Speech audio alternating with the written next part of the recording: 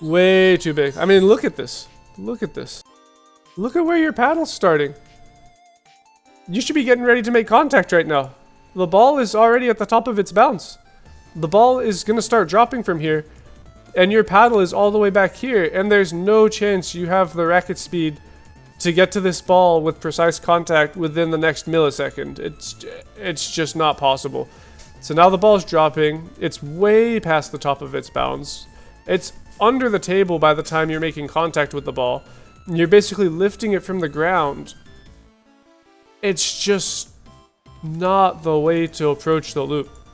There's no shot that this lands consistently. And even if it did land there, you can't be results oriented about it, because the ones that are landing, you're winning the points. But if you had 1-3-0 landing all your forehands, I'd still be giving you the same feedback here. Hey guys, what's going on? It's Louie here, and welcome to a brand new VOD review. Today we're looking at a match from Jan, also known as Brosy15 on Discord. He uses the OSP Virtuoso Plus, which honestly I've never heard of before, with Friendship Battle 3, 39 degree, 2.1 on the forehand, and Roxa XX 2.0 on the backhand. Maybe I'll add something regarding the blade, as it's relatively unknown. This one is a 5-ply wood blade, which is kind of similar to the Peter Corbel, although it's much more flexible and I think a touch harder. Okay, in that case, this setup is perfectly solid. I'm personally not the biggest fan of the sticky Chinese rubbers on the forehand, especially if you're not at a very advanced level, because they're very unforgiving. However, it's solid. There's nothing inherently wrong with this setup, so no complaints from me there. Based on your video about ratings, I'd say I'm around 15 to 1800, perhaps closer to 1500. My most important goal is just to play great table tennis, good rallies, powerful attacks. But more specific goals are to improve my consistency in rallies, footwork too, as well as reduce unforced errors on both wings. My counters as well as backhand flips need a bit of work too. Overall, I'd say I'm sometimes doubting myself too much when playing backhands, which results in weak shots. I believe that it stems from my lack of skills in rally play. Beside that, I'd love to just overall handle the pressure better. My training performance is at least double the match performance. This is sad, but true. I don't really know what exercises would help me here. And this is a very, very normal problem as well, in the sense that it's very common to feel exceptional in training and not necessarily have that always translate to how you play in the match. And part of that is because in training, everything, even the quote-unquote random drills you do in training, are going to be much more predictable than a match where there are so many different factors that go into it that you're just never going to have the same level of consistency that you would have in training, even if you are playing at your best. Just as an analogy, if you're a professional player, even at training, you might be able to hit 200 balls in a row while your partner's just blocking for you. But how often do you have a match where you have a rally that lasts 200 shots? You just don't. So matches are inherently more difficult than training. But anyway, I digress. My practice frequency is all over the place. Depending on how much I need to do for school. It's understandable, but when it's not too loaded with tasks, I get about 4 training sessions per week for about 3 to 4 hours. That's excellent. 4 per week, 3 to 4 hours a day. That's like you're almost playing at the level of a part-time job, so that's a very solid level of practice. Very, very good mix of drills, exercises, matches close to the end, playing league matches as well, although the frequency isn't consistent. That's fine. This is, again, a very, very good level of practice, so no complaints from me there. I basically started training seriously 2 or 3 years ago, and up until this point, I was just playing for fun and entertainment, not getting much formal coaching. I think my technique is decent on both wings, although quite stiff, which I'm trying to change as well. It hurts my backhand the most, as sometimes I feel I do the dreaded shoulder push with it, not actually rotating the wrist through the ball. Not sure of my body position in the rallies as well. Possibly standing too upright and not low enough at times. So it seems like a lot of this is going to be technique related, so I'll make sure to keep a close eye on the technique as I'm watching. My style is mostly developed around my serves, which I believe are quite strong for my level, and more often than not I get the response I want from the serve. That's good. Only issue is me being ready for it, moving to the ball quick enough. I used to be quite backhand dominant, and now I'd say on the opening loop it's quite even, whereas in the rally I like to counter with the forehand. Want to work on backhand quick counter. Spin the ball very well. Before the rubber change, which you can see in the first match, which I thought I'd only got one match from you, but I'll take a look. Couldn't flick many serves. Match was a regional tournament, played against a guy with long pips on the backhand. Throughout the match, I felt very tense and overall didn't play the best. However, I still think I could benefit from you seeing it, as I might not be correctly assessing my mistakes. I felt like I was much better than him, just made too many unforced errors, so I'd appreciate how many tips or any tips on how to fix those. Also, I apologize for the terrible camera angle. Next match will be better. All right. And okay, so it looks like it's just one match for now, and I'm gonna let you know up front, I don't want to see a second match from you if it's recorded prior to you implementing the feedback that I give you in this VOD review. Reason being is otherwise my advice is, I'll probably end up giving you very similar advice, and I won't be able to see your progress with the advice I've already given you. So I don't want you to submit a second match yet. I want you to listen to this VOD review, take the advice I give you, work on implementing it, and then once you feel it's implemented, go ahead and make your second submission and we can go from there. Otherwise, it just becomes redundant, which is no good for you. But anyway, to everyone watching at home, sit back, relax, and enjoy the video. Alright, let's go ahead and get started. Our protagonist is the player in the black shirt on the close side of the table. And yeah, I'll point things out as I see them. I'll try to keep an eye on technique to see if there's anything glaring that I notice. Let's see what we got. It's fine, right idea. Serve there can be hit, it's very long, but that's fine.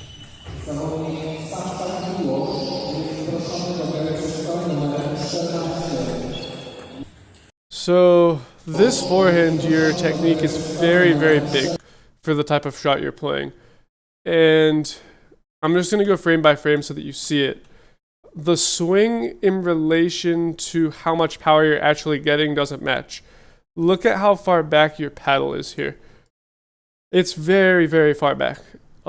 And this is like, this is going to be a very, very difficult shot to recover from, even if you land it, because you're taking such a large swing. And then when you make contact, your follow through is huge as well. I mean, you should be finishing by your left eyebrow. Normally I tell people they're not coming far enough. You actually have the opposite problem. Your swing is massive on this shot. And this puts you at a very big disadvantage because unless this shot is a winner, there's very little chance that you are able to recover if he blocks this, especially with him having clips. He just puts his racket in the way and blocks right here. Even if you get to this ball, which is a big if, that next shot's not going to be very high quality because you took such a big swing here. So just something to keep in mind. Ooh, I think you are doing the shoulder push, which you mentioned you may already be aware of, but we're just going to go frame by frame again here.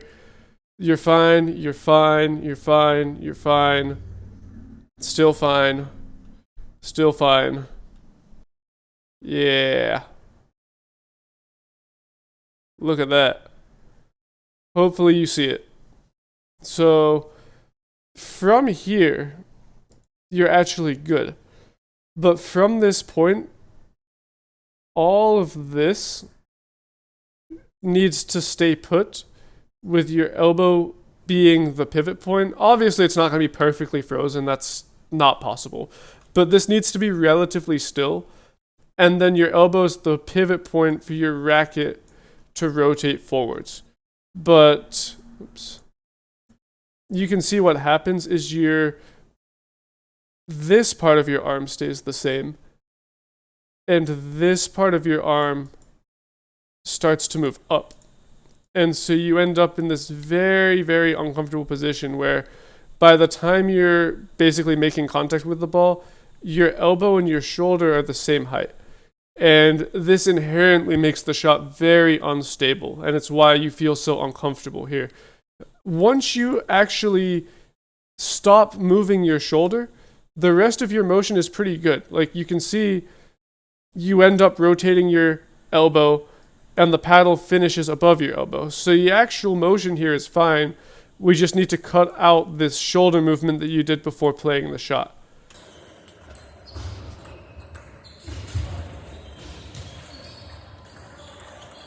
We take those. That's fine. I'd rather you hit, but it's fine. And my last VOD review I did, I also had someone playing against Pips, and I didn't mention it, and I should have, but I'll mention it here. If you're playing this style of Pips player, and you want a guaranteed attack, 80% of your serves should be a very long floaty ball deep into the backhand. And I think I have a clip, and if so, I will put a clip on the screen of this exact combination because I use it all the time against Pips players.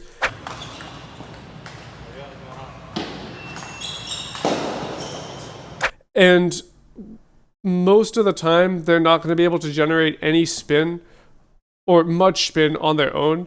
And because the serve is coming long, it's going to come back long to you. And because it's Pips, they're not going to have a very powerful attack on it. So basically, it just gives you a guaranteed third ball attack and puts the point in your hands.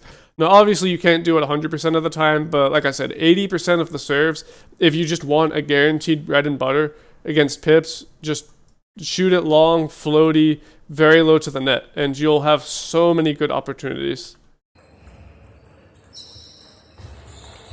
That's actually perfect. The serve was perfect. The same issue on the forehand there. This one was actually even worse. So look at the size of your backswing on this shot.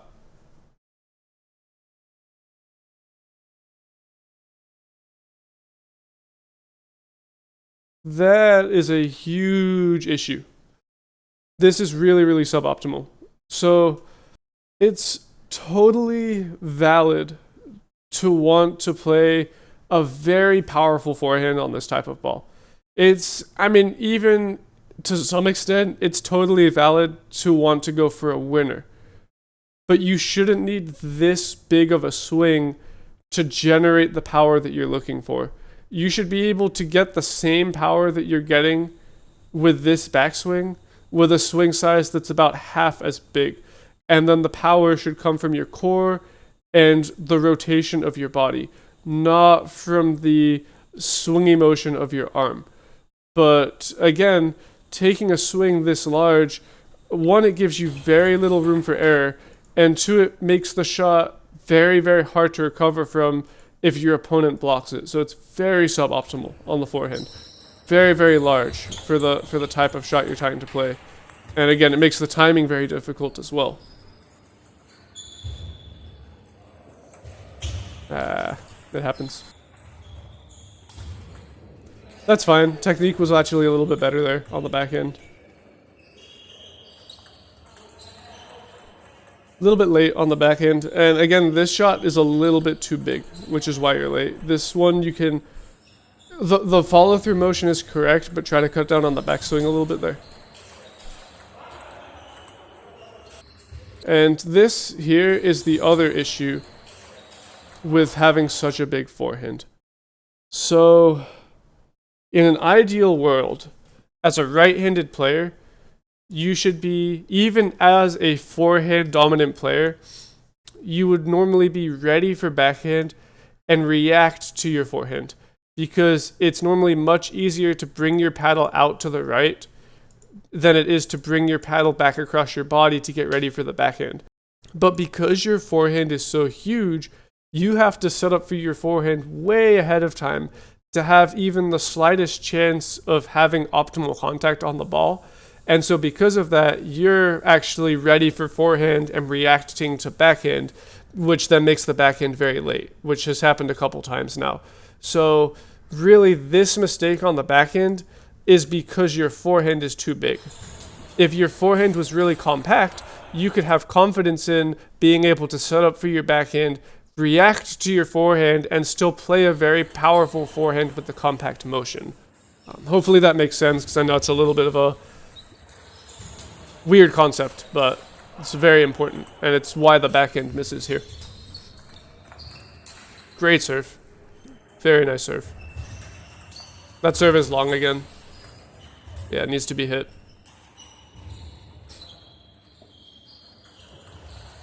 That's fine. Nothing wrong with that.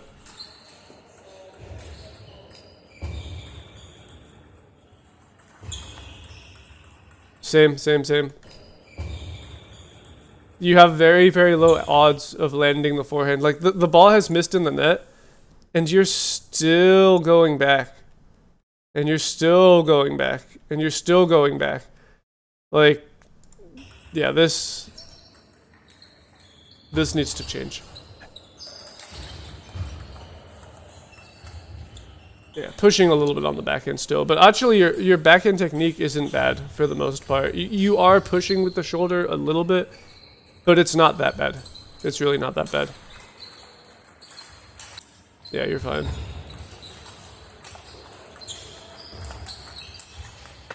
Yeah, your feeling is good. The feeling on your forehand and your feeling for the ball is good. Like, you're clearly getting very good spin here. The swing is just so big for the shot you're playing. The size of your swing also doesn't match the power coming off your racket, which tells me part of the reason you're taking such a big swing is because you're not able to utilize the full potential of the rubber without taking a swing this big. And I very, very rarely nitpick equipment. If you've watched any of my VOD reviews, I'd say maybe less than 5% of them I actually tell somebody that the equipment is holding them back. But you are in the 5% where I think you need to get off of the Chinese rubber on the forehand. It's seriously hurting your forehand because you don't have the racket speed to utilize the potential of the rubber without taking a massive motion, when really you need this speed of shot with a swing that's half the size. And this is just making everything way more difficult than it needs to be. Great backhand. Yeah, your backhand is nice. Technique is good. It's not perfect, but for the most part it's solid. Tactics are also very good, and your serves are very good as well. That's fine. That's fine. Forehand is still too big, but it's fine. Yeah, chicken wing. And again, this comes back to the forehand. I think all of this comes back to the forehand. You don't have time to set up your forehand on that ball because your motion is too big. You don't have faith in the shot. Backhand is a little bit too big, but if you keep going for those shots, that's, I feel like, something that will adjust on your own. That was a great forehand. Your timing is great. Your feeling is great. That shot especially was very nice.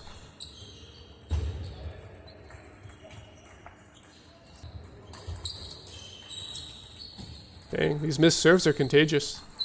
I swear that's a thing. Like, if you miss your serve, it'll make your opponent miss their serve too. It's contagious.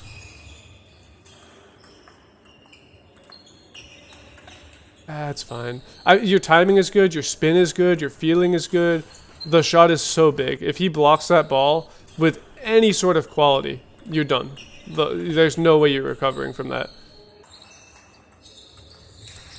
Yeah. Your mindset on the receives is wrong. You are ready to push and reacting to the long ball.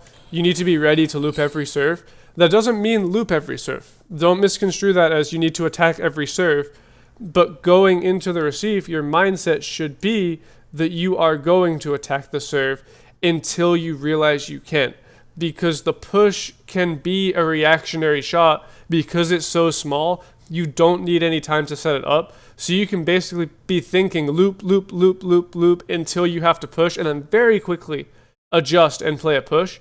You can't do it the other way, especially with how large your shots are. You can't be thinking push until it's too late, or you're going to be caught on these long balls every time in this sort of situation. But if you had been in the loop mindset from the beginning, you could have stepped around and played a forehand on that. You could have played a backhand loop. Either shot is perfectly acceptable there, but the push is not. Great receive. Very, very nice receive. That's exactly how I coach my students to return that type of serve.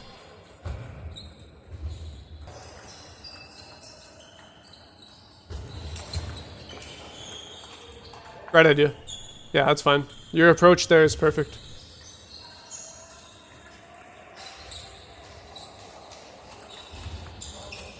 So big.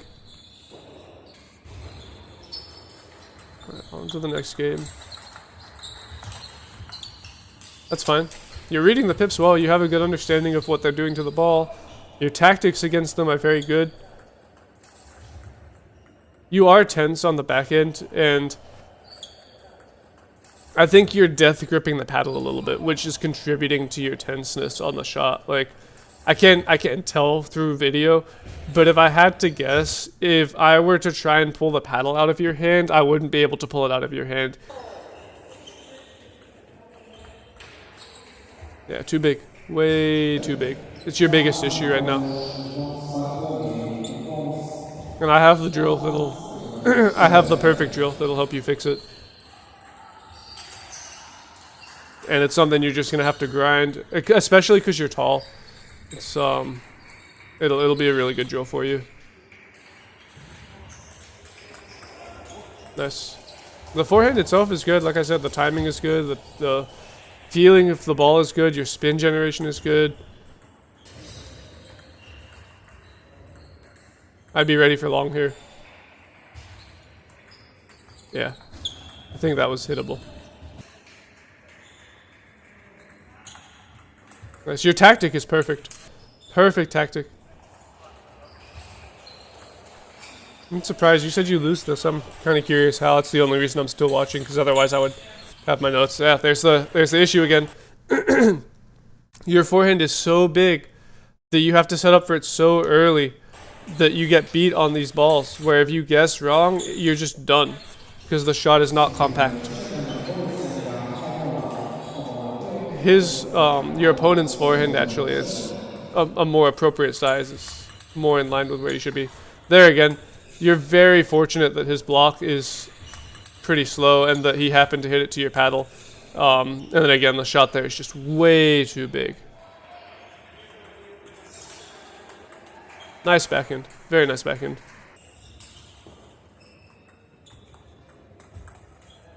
If I had to guess how you lose, you probably start hitting the edge on your forehand. Nice flip.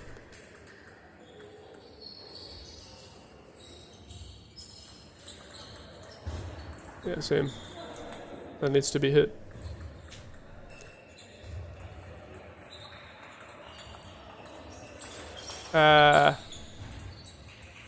Yeah, this is just a mental lapse. You know what the pips do to the ball. I think you just lost focus for a second there.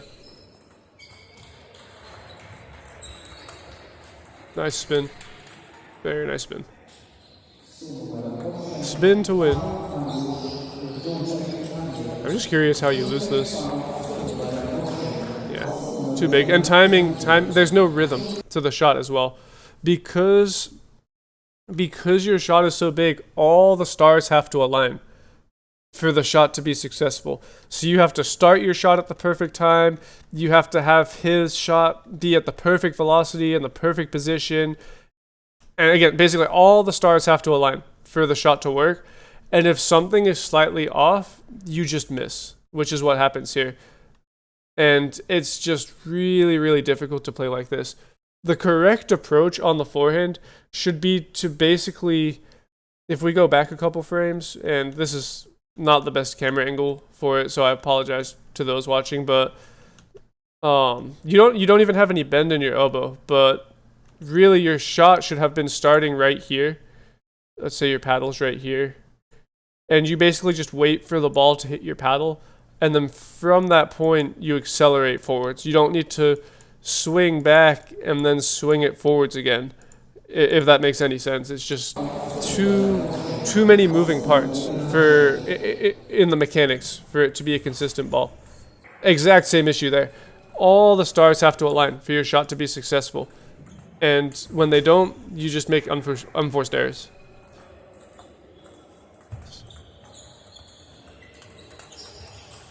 And the reason your backhand is better, even though it is a little too big, is because it's more compact.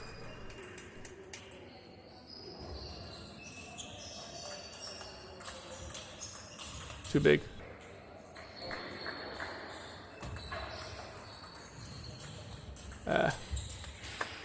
Too big again. Way too big. I mean, look at this. Look at this. Look at where your paddle's starting. You should be getting ready to make contact right now. The ball is already at the top of its bounce. The ball is going to start dropping from here, and your paddle is all the way back here, and there's no chance you have the racket speed to get to this ball with precise contact within the next millisecond. It's just not possible. So now the ball's dropping. It's way past the top of its bounce. It's under the table by the time you're making contact with the ball. You're basically lifting it from the ground. It's just not the way to approach the loop. There's no shot that this lands consistently. And even if it did land there, you can't be results oriented about it, because the ones that are landing, you're winning the points.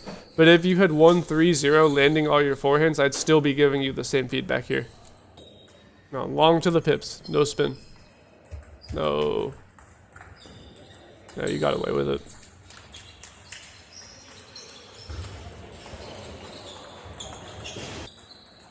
Yeah, not the biggest fan of the serve selection. Yeah, your backhand is way more stable than your forehand, and the rhythm is better on the backhand because the technique is more compact. There we go. Bread and butter. But the forehand is too big. Now this doesn't make any sense. You won the point there, but he hasn't really proved that he can do anything when you give him this floaty long ball to the pips. He doesn't attack it, he doesn't pivot. So you just got the perfect opportunity to loop. Why wouldn't you just do it a second time? It's the absolute best weapon you have against him, and it seems like it's a close match. And now you're going to the forehand where he's consistently pushed out wide to you and given you a hard time. And it's just a recipe for disaster. And then when he crosses you up, it's just... yeah, there's no tactic there. Yeah, I don't think I need to watch much more.